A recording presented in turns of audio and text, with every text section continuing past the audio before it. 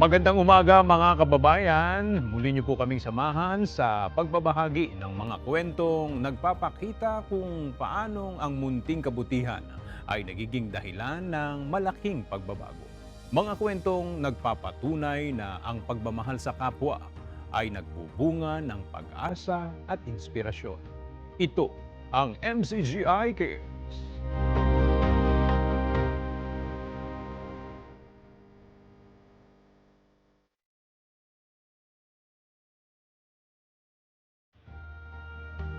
Ang buhay ay maaaring magbago sa isang iglap.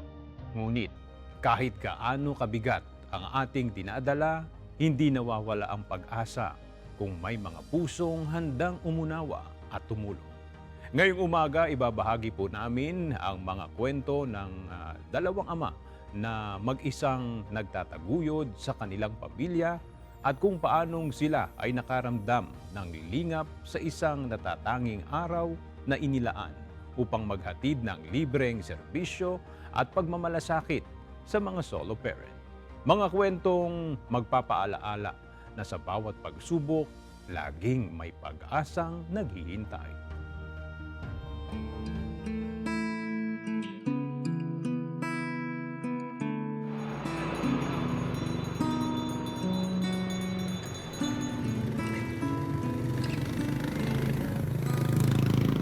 May mga umagang pareho pa rin ang araw. Pareho pa rin ang bahay. Pareho pa rin ang gawain. Pero may isang bagay na hindi na bumalik. Ang taong dati nilang kasama. Ang taong dati nilang kaagapay. Sa likod ng bawat tahimik na umaga, may mga ama na natutong maging ina. May mga magulang na natutong akuin ang lahat. At may mga pusong patuloy na bumabangon kahit araw-araw pa rin may kulang.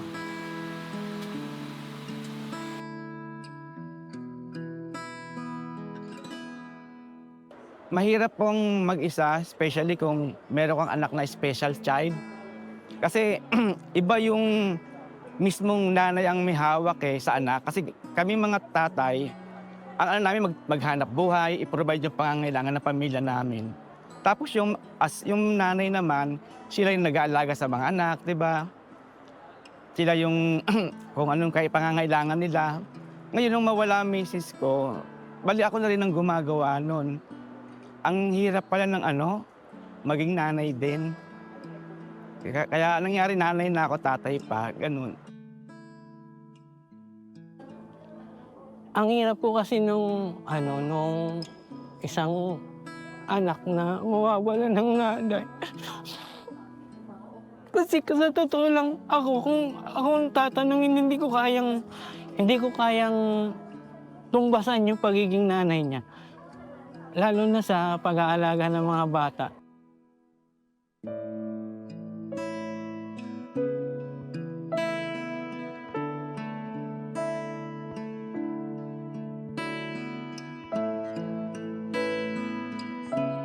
Mahirap ang mag-isa.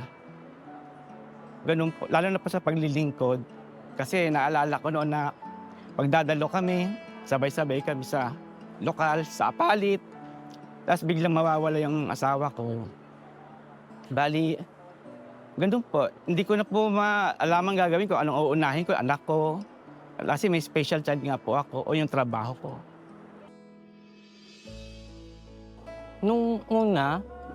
Nung una po na nawala si Sis Merlin, hindi ko natanggap ko naman po siya kaagad. Kasi yun naman po ang po natin na pagpapahingayin ng bawat isa po sa atin. Tapos po, yung ang hindi ko lang magawa, yung pag-aalaga ko sa mga anak ko.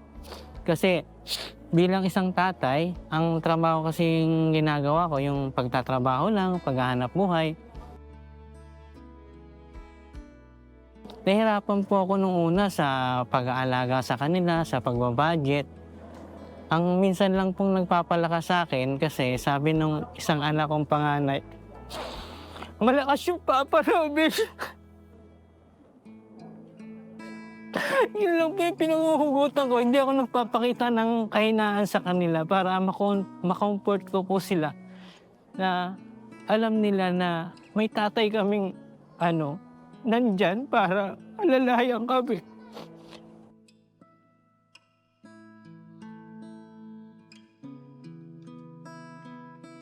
May mga pagkakataong akala ng iba, malakas ka. Ngunit ang totoo, pinipilit mo lamang maging matatag. Hindi para sa sarili mo, kundi para sa iyong mga anak na patuloy na umaasa sa iyo. Ay, bali, nangahawak ako sa aral, lalo na yung sinasabi sa awit 37:4. Agansi ko na magpakaligaya ka sa Panginoon at ibibigay niya yung nasa ng puso mo. Ganun. Tsaka magtiwala ka sa Panginoon, siya ang bahala. Bigay mo lang kung ano yung problema mo, siya ang bahala. Doon po ako nangahawak. Awat tulong ng Panginoon, nalagpasan ko po. Sa awa ng Diyos, kahit solo parent po ako, naman po kami sa pagkakatipon. Sa awa ng Diyos, nandiyan naman po yung mga kapatid para payuhan po kami.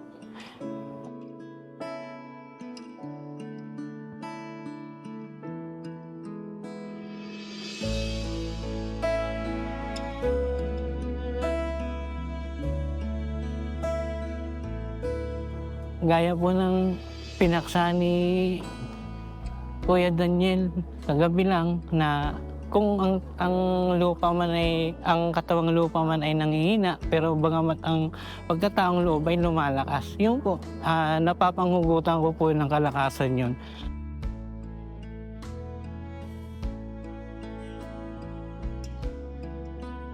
Napakahalaga kasi nakita ko hindi ako nag-iisa. Maraming kapatid na bagamat di nila alam yung problema ng bawat isa, pero nararamdaman ko yung nila, pagtulong. Kahit hindi nila yung problema ng kapatid, pero nararamdaman ko yung presensya nila. Gumawa ang Panginoon ng maraming nanay para alalayan sila. Kasi kung ako lang, hindi ko kaya eh. Sabi ko sa Panginoon, Panginoon, hindi ko kaya.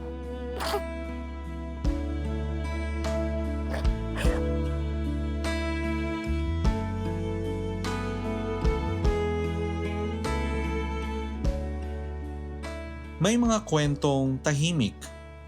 Hindi sila madalas marinig. Hindi rin sila madaling makita.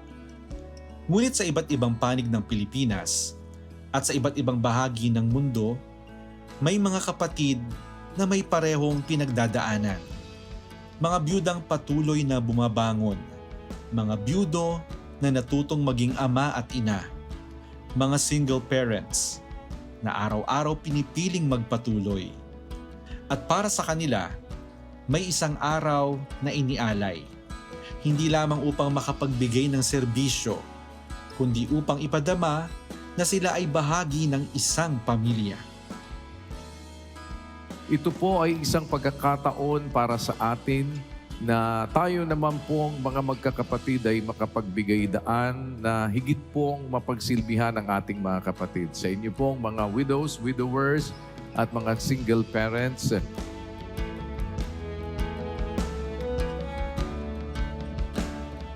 At ang araw po na ito ay para sa inyo, para kayo po ay higit na mapaglingkuran.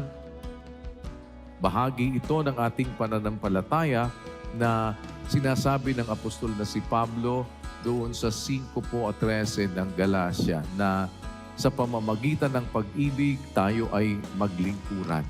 Bahagi ito ng ating paglilingkuran at pagdadalahan ng pasanin ng isa't isa.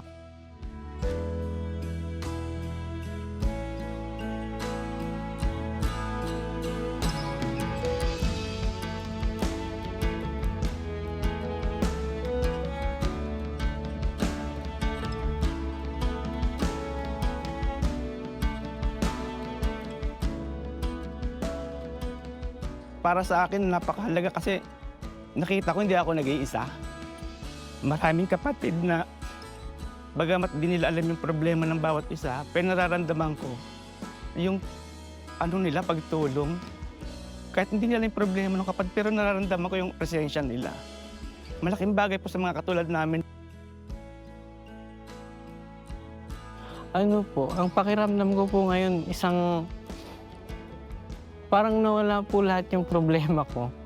Masaya kasi nandyan po yung pakiramdam mo na may mga kapatid tayo na handang tumulong upang lumingap sa atin kung tayo man ay nahihirapan, kung tayo man ay solo sa buhay. May mga kapatid po na nandyan upang tulungan po tayo. Alam po namin na mayroong iba't iba kayong mga predicament at kalagayan sa buhay. Kaya po, minarapat natin na sa tulong ng Panginoon ang ganitong mga okasyon ay makapagbigay naman po ng higit na atensyon para malaman ang iba't ibang kalagayan ng ating mga kapatid, higit po kayong maalalayan.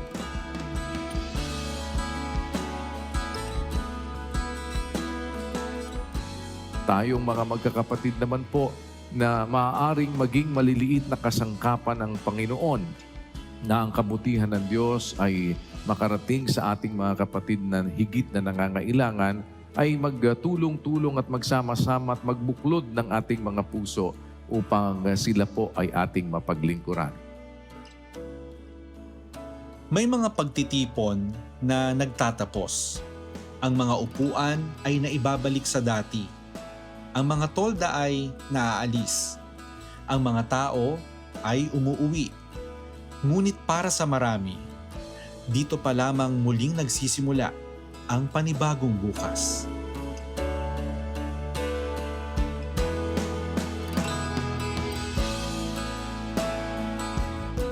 Masayang-masaya po ako ngayon kasi yung nga nalaman ko na tsaka naramdaman ko na hindi ako nag-iisa. Yun po malaga, maramdaman ng bawat kapatid na hindi siya nag-iisa, na may nagmamalasakit.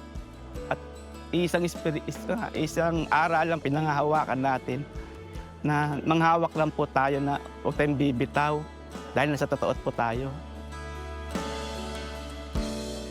Salamat po sa Diyos at nakasumpong po ako tayo ng kapatiyang pagkaganda-ganda po. Ang araw na ito ay atin pong inihahandog sa ating mga kapatid na mga widows, widowers at mga single parents sa karangalan ng Panginoon. Ang kabutihan ng Diyos ay makarating sa ating mga kapatid. Ang tahanan ay hindi lamang ang bahay na inuuwian. Ito ang lugar kung saan ang bigat ng isa ay pinapasan ng marami. At doon, kahit gaano kabigat ang pinagdaanan, may tahanan pa rin.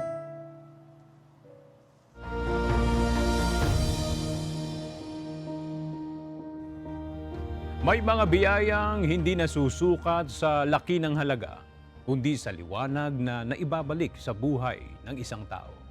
Sa isang komunidad sa MCGI Ghana, naging daan ang isang libreng optical vision upang muling lumiwanag ang paningin at higit sa lahat ang pag-asa ng marami. Tunghayan po natin ang kwentong nagpapatunay na kapag ang malasakit ang nangunguna, nagiging mas maliwanag ang kinabukasan ng ating kapwa. Sa araw-araw na paghahanap buhay, mahalaga ang malinaw na paningin upang maayos na magampanan ang trabaho at masuportahan ang pamilya. Ngunit para sa ilan, ang simpleng pagtatrabaho ay nagiging mahirap dahil sa lumalabong paningin. Tulad ni Mang Jaime, isang magsasaka ng kakao. Minsang napuwing ang kanyang mata habang nagtatrabaho sa bukid na naging sanhi ng matinding iritasyon at pamumula sa kanyang mga mata. Dahil dito, nahihirapan na siyang makapagtrabaho ng maayos.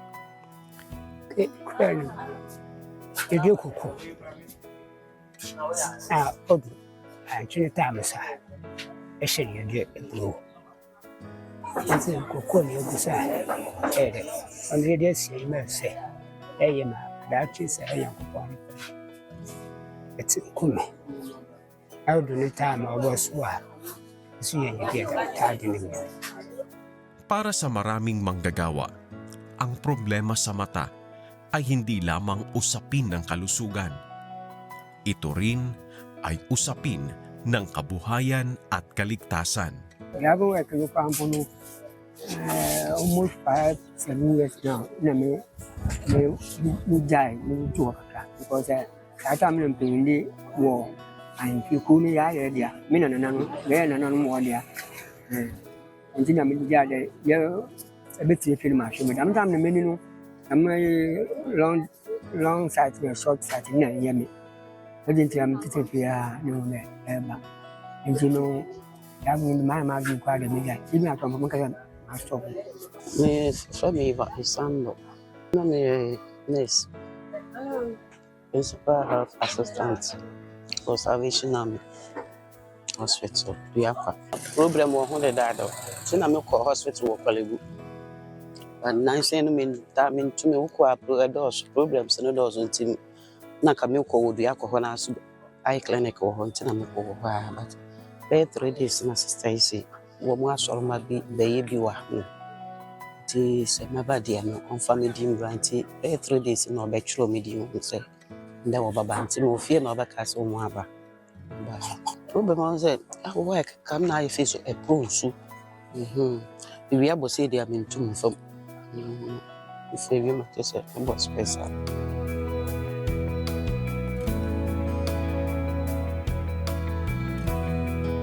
Sa awa at tulong ng Diyos, ang suliraning ito ng mga mamamayan sa Mensacrom sa bansang Ghana ay nabigyan ng tugon sa pamamagitan ng isang optical mission. Sa pamamagitan nito, sila ay nakatanggap ng libreng eye check-up at libreng salamin sa mata. Isa sa nakapag-avail ng libreng konsultasyon ay si Mang Jaime. And he complained that he's having some blur vision in the eye for some time now. He has been to an eye clinic where he has been examined and given medication, and he was told to return for review, but for financial reasons he's not been able to go. And when I examined I noticed that the nerves in the eye are a bit weak now. The optic nerve, there's some atrophy there, and so that is the reason for the reduced vision. Currently, nothing much can be done because it is affecting the nerves in the right eye, but the left eye is fine.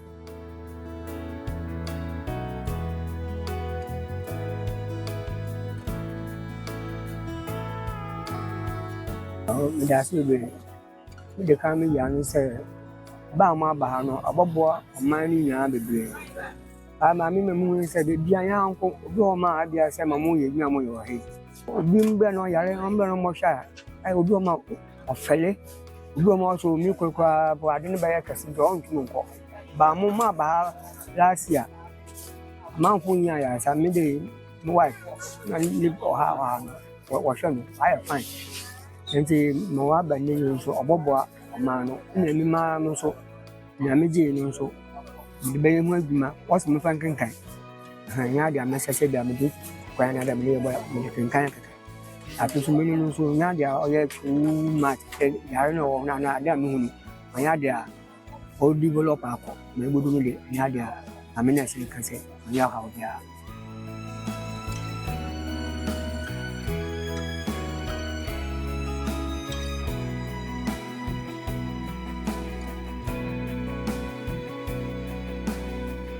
Memotu machima akudu ahe de sabe atam ko obi wo ha o yare to yim do yare obi wa ni we ni ya to yim de ni we ni ya nti wade dam kasa no botu memin no ma ho ho a o ba yinje de o ba den fi aba bo hwe obi a sabe me wa ti se o ba na o bo hwe ma akwa mpa me ti akwa mpa ye ko pa me ko sisi ara mpa nkama kala won hwe me wo ma se sometimes we are not from me what so ma ho ho a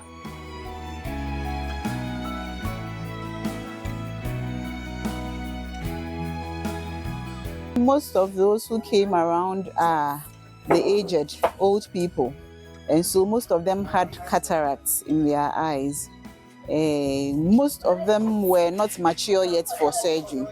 So we've given them some medication. Those who had tearing, those who had itching, we gave them medications for those ones. It's been a very beautiful experience here. We are very grateful to MCGI for helping us today to examine the eyes of people in Mensacrum. They are very happy. Some of them have received their glasses, very happy. Others also got some eye medication, and they really had a nice time here. Hindi kailangang maging malaki ang isang gawain upang makagawa ng malaking pagbabago. Sa bawat pagkilos na may pag-ibig at malasakit, napapagaan ang buhay ng kapwa at nabibigyang liwanag ang mga komunidad na higit na nangangailangan. MCGI Cares! MCGI Cares! To God be the glory! Honor!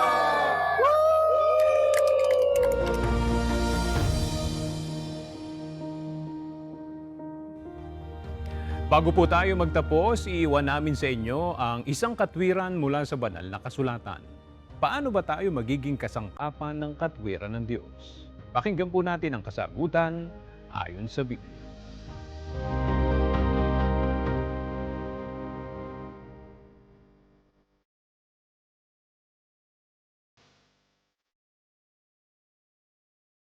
Lagi kang handa doon.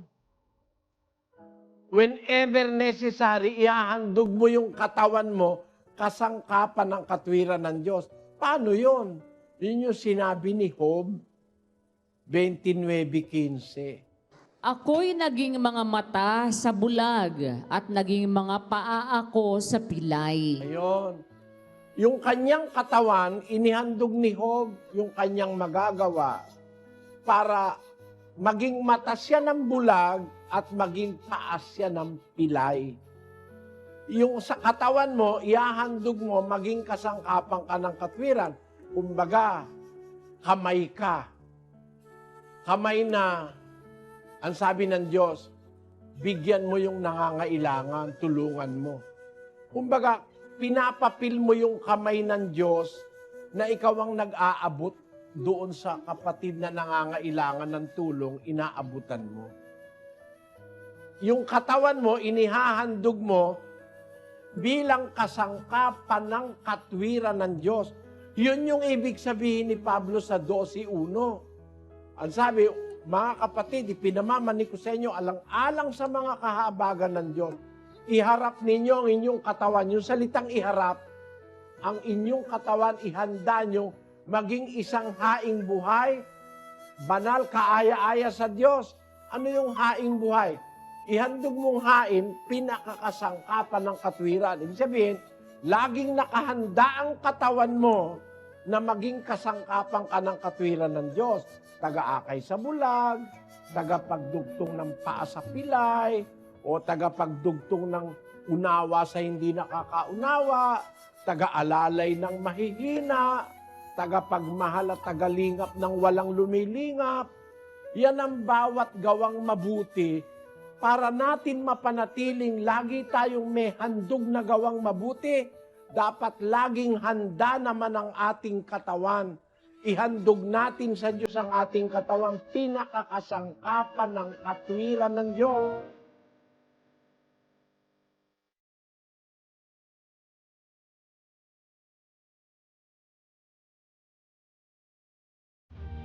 Kung nais po ninyong mapanood ang ibang mga video kaugnay sa mga pagtalakay sa iba't ibang isyu ng buhay at pananampalataya, bisitahin lamang po ninyo ang MCGI channel sa YouTube para tayo po ay matuto ng mga katwiran mula sa banal ng kasulatan na magsisilbing gabay sa ating mga pamumuhay.